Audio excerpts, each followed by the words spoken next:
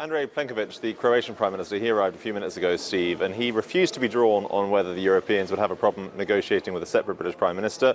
He essentially described the current situation as an almighty mess, and he said that there had been reassurances given to Prime Minister May last night, although those don't seem to have been very well reflected in the comments from Donald Tusk and Jean-Claude Juncker, the EU Council President and European Commission President, respectively. In terms of what they did say, of course, we heard from Jean-Claude Juncker that they would like some more clarity from the United Kingdom on quite what it is they want as a mechanism to try and end, avoid, exit this so-called Irish backstop. And from Donald Tusk, essentially we heard a commitment to try and accelerate the trade talks ahead of that Irish backstop being triggered.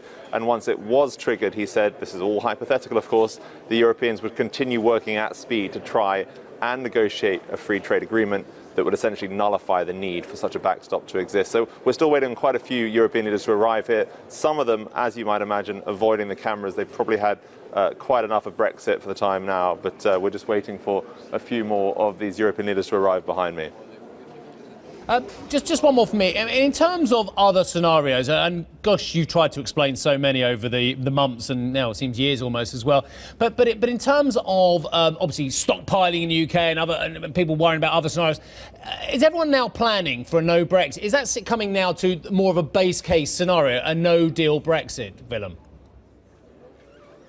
Well, whether the Europeans are saying this as a posture or whether this is indeed a reality, they are making increasingly frequent announcements about the efforts they are making for a no-deal scenario. We heard again from the European leadership last night that they will be making future announcements in the coming weeks throughout the month of December about how they will be accelerating their efforts to prepare for that.